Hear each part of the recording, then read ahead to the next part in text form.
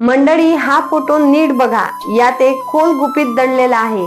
हे चित्र महाभारतातील आहे, ज्यामध्ये झाडाच्या फांदीला लटकलेला मनुष्य म्हणजे आपण आहोत. हे झाड आपलं जीवन आहे, कारण आपण ना खाली उतरू शकतो ना वर जाऊ शकतो. कारण त्या फांदीवर काळा उंदीर म्हणजे रात्र आणि पांढरा उंदीर म्हणजे दिवस असे दोघेही आपल्या तीक्ष्ण दातांनी फांदी कुरतडत आहेत. म्हणजेच आपल्या जवळ वेळ खूपच कमी आहे आणि तो हळूहळू संपत चालला आहे.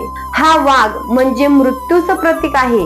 जेव्हा माणूस झाडावरून सुटेल तेव्हा थेट खाली पडेल आणि मृत्यू त्याला आपल्या कवेत घेईल. कुपात भरलेले साप म्हणजे आपल्या आतला राग, वासना, अहंकार आणि अभिमान आहेत. जर चुकून आपण त्यात एकदा पडलो तर संपूर्ण आयुष्य उद्ध्वस्त होतं. फांदीवर मधमाशांचं पोळ टपकत आहे. हे मोह मायेचं मध आहे. माणूस आपल्या जीवनाची खरी हकीकत विसरून या मधात बुडून जातो आणि पहा, स्वतः भगवान त्याला वाचवायला हात पुढे करत आहे.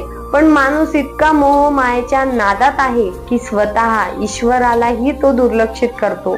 हीच तर आपल्या जीवनाची खरी वस्तुस्थिती आहे. आपण वेळ वाया घालवत आहोत आणि अडचणीत अडकत आहोत. मृत्यू प्रत्येक क्षणी जवळ येत आहे आणि भगवान सुद्धा आपल्याला बोलवत आहेत. पण आपण अजूनही मोहमायेच्या त्या काही मधाच्या थेंबासाठी हरवून गेलो आहोत. प्रेमानंद स्वामींपासून मोठमोठे संत आपल्याला हेच सांगतात की भगवंतांचं नाव घ्या, पण आपण फक्त या संसाराच्या मोहजाळ्यात अडकलो आहोत. विचार आवडल्यास व्हिडिओला लाईक करा आणि चॅनलला सबस्क्राईब करा. धन्यवाद.